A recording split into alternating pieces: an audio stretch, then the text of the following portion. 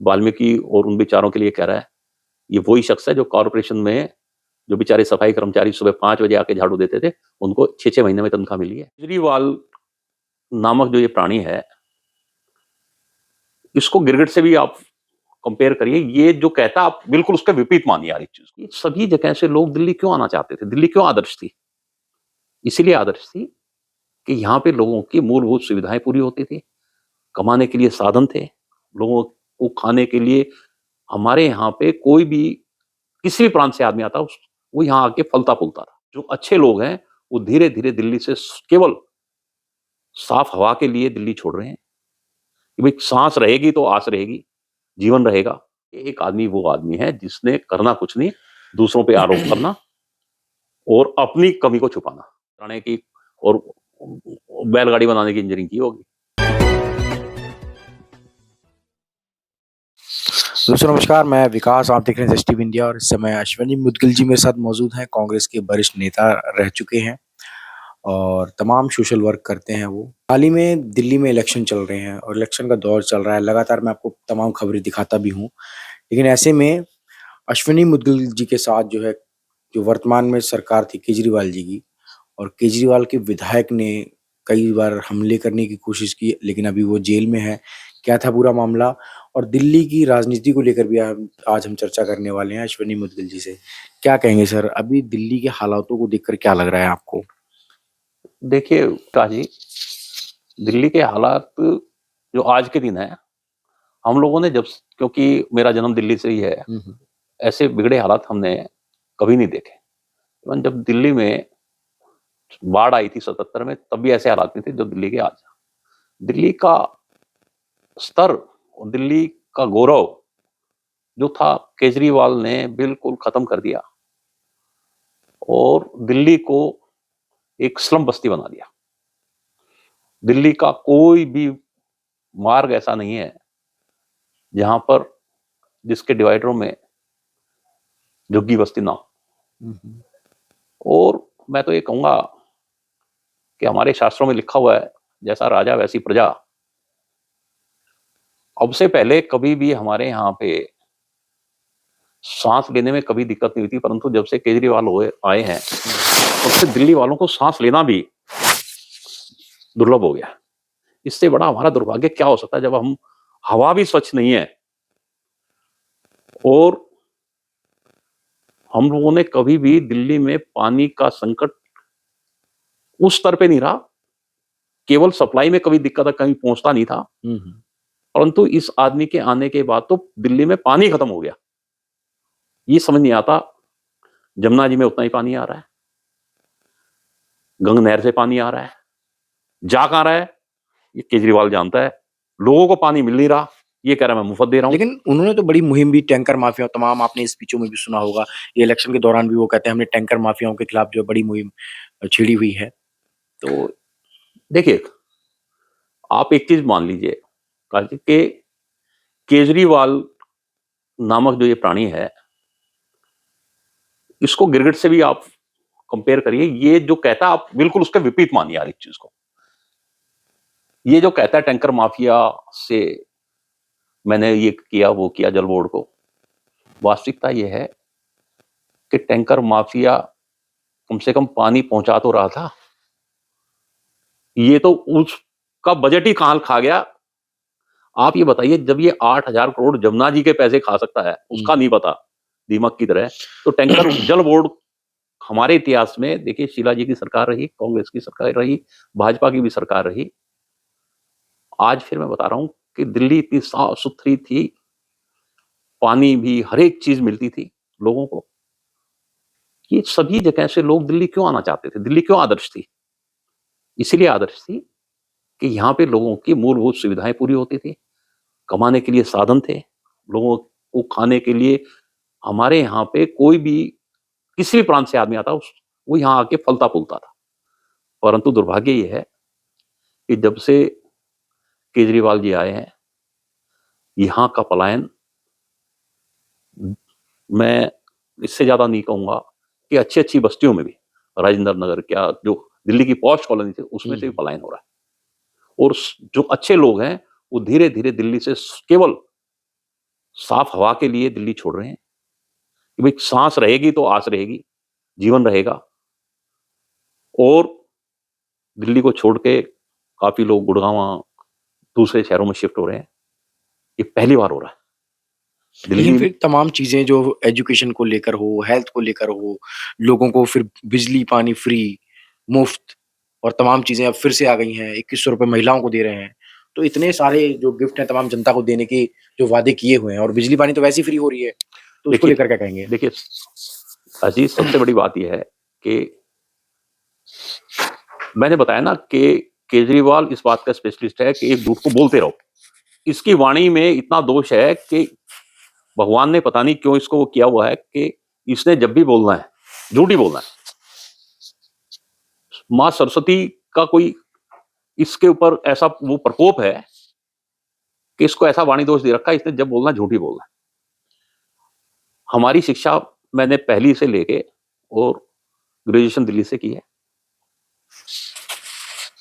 कभी भी दिल्ली में शिक्षा जो है फ्री के बराबर थी। प्राइमरी में हमारे 10 पैसे 5 पैसे लगते थे। टीचर्स होने के बाद कभी भी जो है हमारा वो नहीं लगा। और ज्यादातर दिल्ली वासियों को कभी भी शिक्षा में पैसे नहीं देने पड़े। स्वास्थ्य से संबंधित जहां तक थे, दिल्ली नगर निगम की डिस्पेंसरी थी,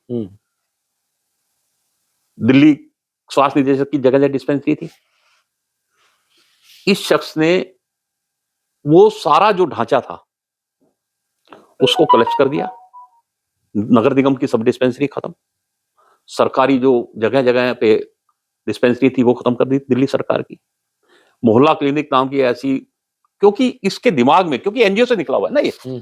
असलियत में क्या है कि केजरीवाल जी की गलती नहीं है। ये जो गैंग है इसका, अली बाबा 40 चोर का, मनीष सिसोदिया हो, केजरीवाल हो, ये जितना भी गैंग है, ये सब लोग एनजीओ, इनको स्पेशलाइजेशन है कि सरकारी फंड को हमने कैसे चट करना है।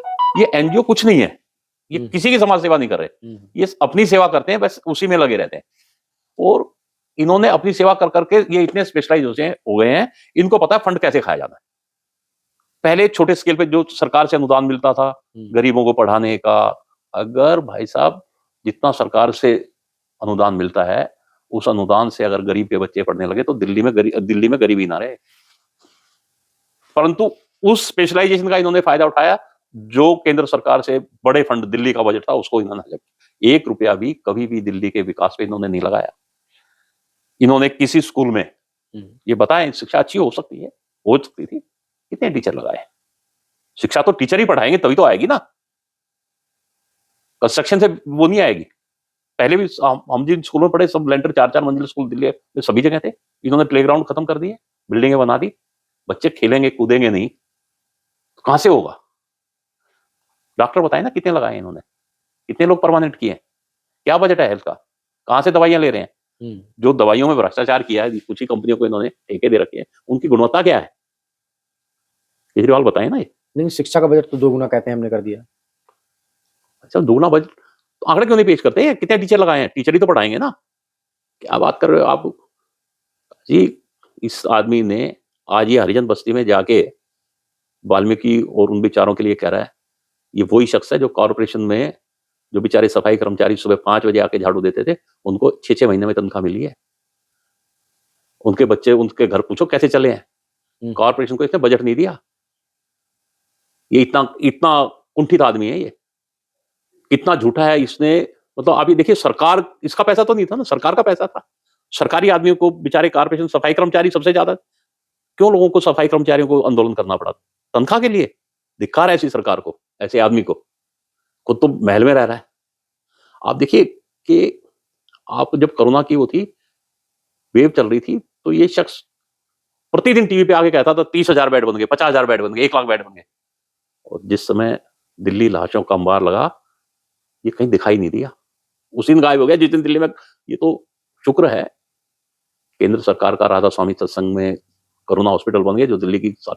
ये इस शख्स का कहीं पे एक भी जगह आया तो हाँ, फौरन मगरमच्छ के आंसू की तरह केंद्र सरकार ऑक्सीजन नहीं दे रही, ये ऑक्सीजन नहीं दे रहे, वो ऑक्सीजन नहीं दे रहे। ये एक आदमी वो आदमी है जिसने करना कुछ नहीं, दूसरों पे आरोप करना और अपनी कमी को छुपाना। ये आदमी तो मैं कहता हूँ राजनीति क्या, ये तो सामाजिक किसी लायक भी नहीं है। ये दुर्भाग्य है जो 10 साल हम लोगों ने सहन किया है। कल्पना नहीं की जा सकती कि दिल्ली का कोई रोड ऐसा नहीं है जो प्रतिष्ठित वो थे। मुझे लेकिन शर्म। मुदगिल जी दावे किए जा रहे हैं कि ये फिर से सरकार बना रहे हैं दिल्ली में। देखिए मैंने अपने उसमें कहा था, केजरीवाल जी बिल्कुल इन्होंने जो सपनों का महल, देखिए इसका जो स्पेशलाइजेशन था, इसने उन्होंने सोचा कि दिल्ली की जनता मुझे बनाएगी। परंतु मैं आज आपको बता दूं, ये भारत भूमि देवभूमि है। भारत पे देवताओं का राज रहा है हमेशा। आपको ध्यान हो तो हमारे प्राचीन उसमें भी कहा जाता है, वेद और उसमें भी, कि साधु संतों की भूमि रही है। भगवान राम के बन जाने के बाद 14 वर्ष यहाँ पे भरत जी ने केवल खड़ाऊं रख के राज किया था।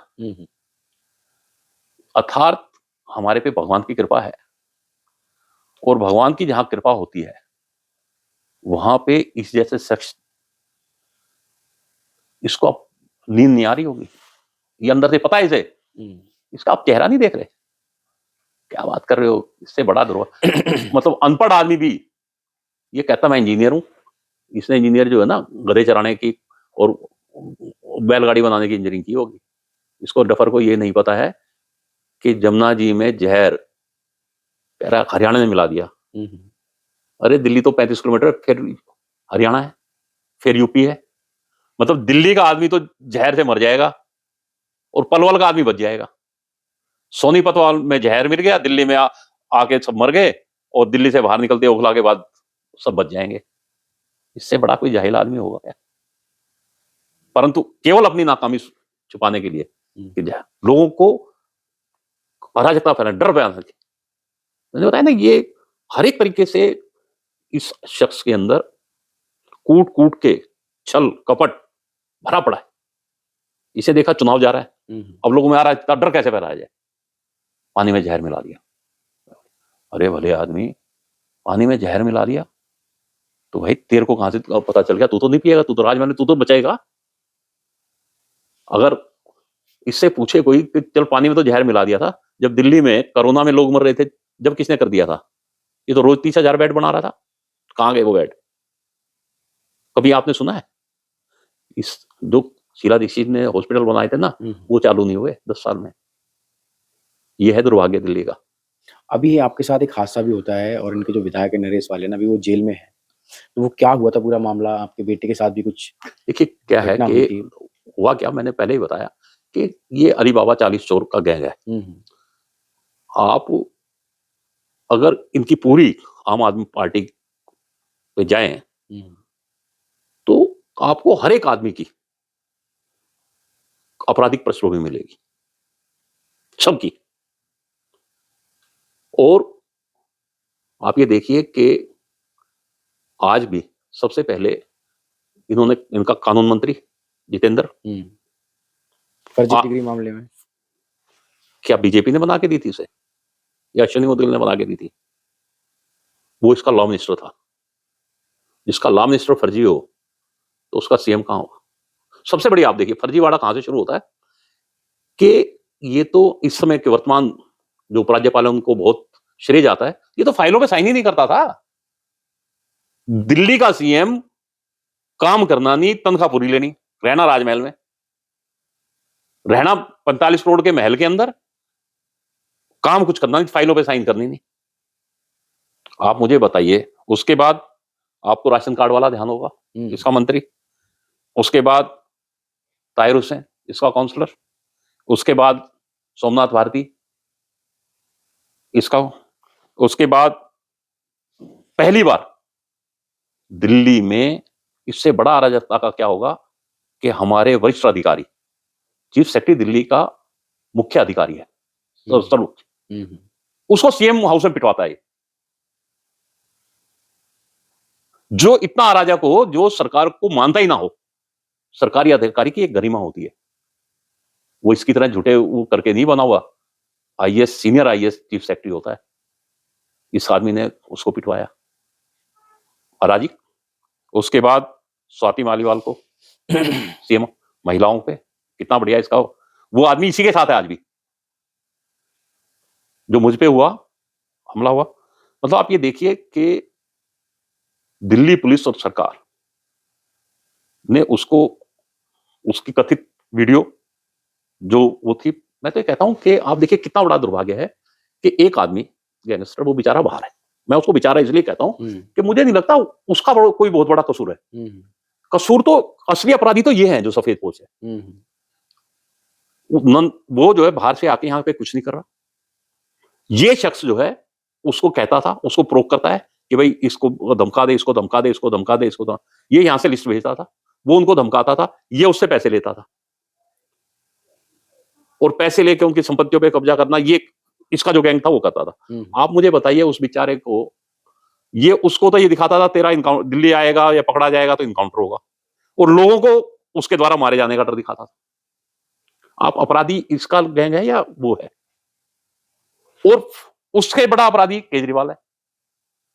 कहता है जी वो खुद पीड़ित है।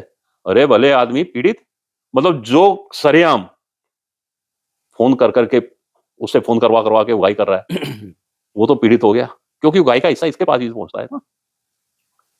मैंने तो अभी हाई कोर्ट में पिटीशन फाइल की है, इन अपराधी जितने भी इनके, इन्होंने, ये सब के सब शराब माफिया जो है, इन्होंने किसी ने भी शराब, पहली बार कोई राजनीतिक दल शराब माफिया के चंदे से हुआ है, और पार्टी एक्यूज हुई है। मैंने अभी हाई कोर्ट में रिट लगाई थी, और मैं आगे भी उसका होगा, इनकी मान्यता खत्म होनी चाहिए। ऐसे अपराधी लोगों को तो परमानेंट जेल होनी चाहिए। ये तो समाज को कलंकित कर, राजनीतिक व्यवस्था के लिए खतरा है ये आदमी तो बाहर रहने लायक है ही नहीं। वास्तविकता तो ये है, क्योंकि आप देखिए, कहीं पे भी देख लीजिए आपराधिक षड्यंत्र तो आप देख ही रहे हैं। नंबर 2, मैंने बताया कि भाई इस, जब ये सीएम था तो इसको साइन करने में क्या दिक्कत थी? ये चीजें जो है ना, ये दिखाती है कि इसके दिमाग और उसमें पहले से ही षड्यंत्र चल रहे थे। तो जनता तो कहीं ना कहीं बोलते हैं हमारे साथ है इस समय, तो नहीं, क्या नहीं, इस बार समीकरण बदल जाएगा? समीकरण बदल नहीं जाएगा, समीकरण पहले दिन से ही बदला हुआ है। असलियत में क्या था कि काट की अंडी एक बार चढ़ती है, बार बार नहीं चढ़ती। इसने पहली बार लोगों को, और सबसे बड़े, इसने सोशल मीडिया का सबसे ज्यादा मिसयूज किया। बेचारे नौजवानों को इसने जो स्वप्न बाग दिखाए थे, आप देखिए, मैं एक देख रहा था, वो इसने जो टीम डायलॉग कंपनी, ये कंपनी, फलाना कंपनी, जो इसने बना रखे हैं अलग अलग, कुछ नहीं, इसने सब लोगों को, वो लोग इकट्ठे कर रखे हैं जो स्पेशलाइज हैं कि पैसा कैसे खाया जाए। आम लोगों को कोई इसके साथ नहीं है।